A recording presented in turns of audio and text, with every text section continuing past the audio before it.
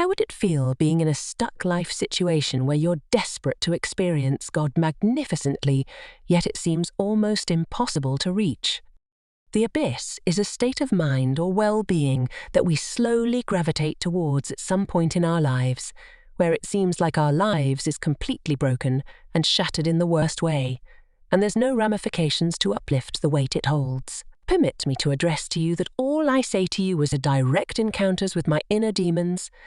My life took a swirling turn and left me in complete shambles. It was like I was placed in this box where there's no way to escape, and all I had was to figure out how to deal with the hows of life. If you had one opportunity to live, what would you live for? These words I kept hearing in my head as I kept on figuring whom and what I was here for. Have you ever been in a tight corner that you feel restrained from doing anything and you become so... How about in situations where you feel God is not there? I believe one of the essence of the birth of Jesus was to establish a deeper level of understanding and relationship between God and man, therefore redeeming man from the pit of eternal abyss. The abyss of life is the depth at which a man goes and endure in other to establish himself as a phoenix. Do you get drowned in the depths of problematic situations, or do you seek the pursuit of an overcomer? Those who ignore or dispute this fact are those who are fast asleep.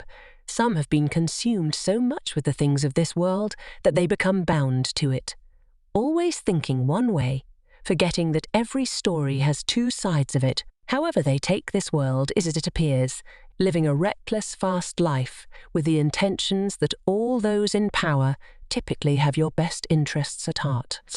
As an awakened spiritual being, it's very easy to differentiate self-thought's impulses from external influences, including the angels and demons. One becomes self-conscious of the kind of thoughts they entertain or plunder on, as these thoughts can either become a stepping stone to higher power or a stumbling block into the abyss. In Christian mythology, God is a spirit, so are his angels too. Every day there's warfare going on between the angelic beings and the demons' beings. The angels guide us towards the right things, whereas the enemy or demons try to distract. Recently, I've been able to discover something many people don't talk about so often, and that is the issue of sustenance, or the ability to sustain yourself in a particular dimension that we've ascended to, up until we begin ascending again. The molecules of spirituality is obedience, faith, and love, however. When life presents itself with a test in other to attest to ourselves that we've learnt and understood the lessons from the previous dimension, we find ourselves in between crossroads or realms that appears to us as being stuck, withholding us from moving forward nor backwards. It is at this point that our faith is being stretched and our souls is being stripped and separated from people, places and mindsets that no longer resonates with the next phase of our ascension. This means there are certain mindsets and belief systems that we cannot proceed with any further, so the universe or God or higher power strips them from us in a way that it hurts so much. In Christian mythology, God is a spirit, so are his angels too. Every day there's warfare going on between the angelic beings and the demons' beings. The angels guide us towards the right things, whereas the enemy or demons try to Remember, these spirit beings do not have the permission to control our bodies unless we let them. Angels and demons play a role in suggesting ideas in our minds. An angel can give a being $1 million business idea that will change their lives forever. Demons can also suggest disruptive thoughts in our heads, and when we take such action wrongfully, we'll always end up in regrets and shame. Sometimes we think it's our thoughts or ideologies that we make certain things possible, but 9 out of 10 times it's not. Every day we're being tested or tempted. Every day souls leave the world, and souls are born into this world. It's a constant mechanism of death and rebirth. In other words, discerning in the spirit is important for every one of us, including you and I, to be able to live an abundant life here on earth. Not just living healthy, but fulfilling destiny before we leave Earth. Without observation comes destruction, and when there's destruction lurking, it's a life of total. When we are conscious or become self-aware of our thoughts, we take control of what comes in and out our mind. To attain full mastery of yourself, You must be aware of the kind of thoughts you entertain. Negative thoughts only create damages in your mind, whereas positive thoughts build your mind up. On the other hand, we become aware of our words. One's life is far greater than one could ever imagine. However, this grandeur of one's spiritual journey comes with its own set of challenges, a test that unveils spiritual wisdom. A test of strength contributes to the magnitude of one's divine purpose. Hence, these are the three universal tests that shapes a spiritual being. Just before one's reality changes, the universe in its finite gesture extends the hand's examiner in other to test our character, to ensure we've understood and learned. The readiness of one's inherent values and rewards relies within our potency of obedience and state. This typically means that the universe always tries to checkmate our intentions just before the miracle happens. However, there are several things that we should take note of just before we step into our desired reality, of which one of a few is the test of resilience and persistence, an exuberance of consistency and diligence of character and structure. The perception of universal test isn't to deny us from accessing our heart desires when we pray to God about it. However, its true intentions is to define and refine our character in the best possible way. You'd know tested when you're being pushed to the end even before it even started. When you're being tested, nervous breakdown becomes an effect that we'd experience more often. We all have that people, place or things that are treasures we clutch close to our hearts. We all have that one person or persons, that amazing memory we've made with them, and that we cherish more so often. We all have jobs or even an idea that we hold close to our hearts. However, love and attachments are natural human emotions. They become problematic when the focus shifts into idolization. Anything one becomes so attached to that one feels they can't do without becomes an idol. A distraction steering you away from your true purpose. The moment one professes their inability to live without something, the universe listens carefully and intensely. Like a signal, our words and thoughts sounds a bell in the spiritual realm. You're essentially calling forth a lesson that ye need to learn.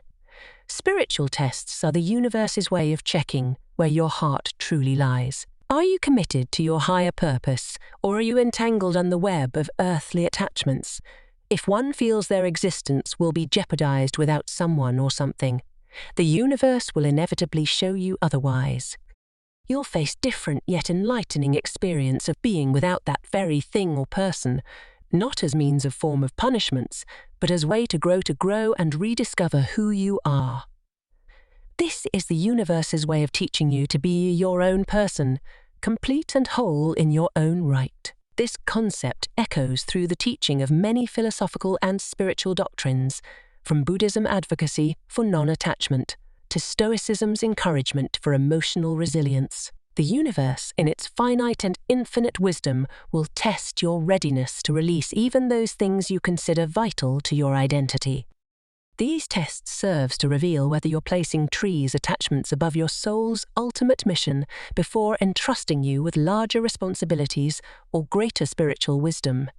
The universe wants to know. This pivotal moment determines if one's heart is fixated on temporary earthly gains that you forget the grandeur journey you're on. It's a test of focus, a question of who and what you serve.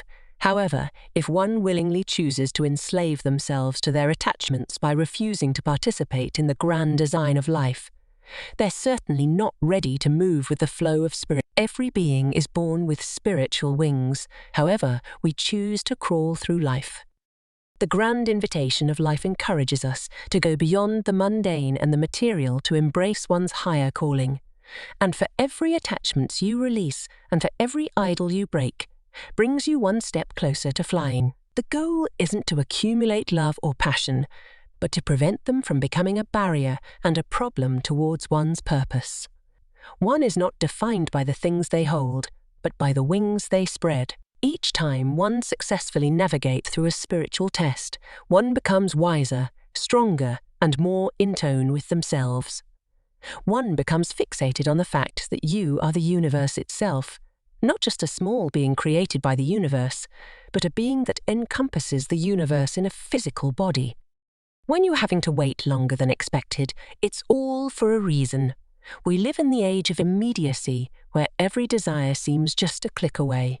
We're programmed to taking shortcuts and urgency when we need something almost immediately. The idea of waiting for something valuable has become almost outdated. We've been trained to expect quick fixes, instant results, and immediate rewards.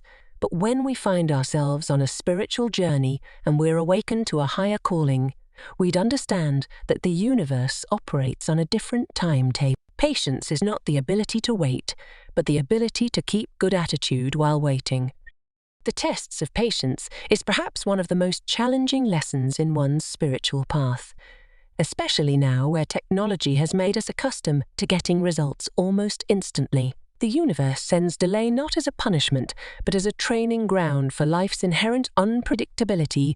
Each delay serves as a lesson, a moment for you to realize that lives do not always conform to your plans, which isn't a negative thing, perhaps an opportunity for growth. This is a question from the universe that nudges us if we are willing to wait or hang up for what we truly desire. Last, but not the least, Chapter 3. The test of faith. This is the stage where everything falls apart around you. In our life journey, there are moments where we feel like the universe has placed us in the angle of hardship, striking us relentlessly until we feel like we can't take it anymore. These are the times where our faith is being stretched to its limit. When the very core of our being is shaken, we might believe that something's gone terribly wrong. But what if it's all part of a spiritual test?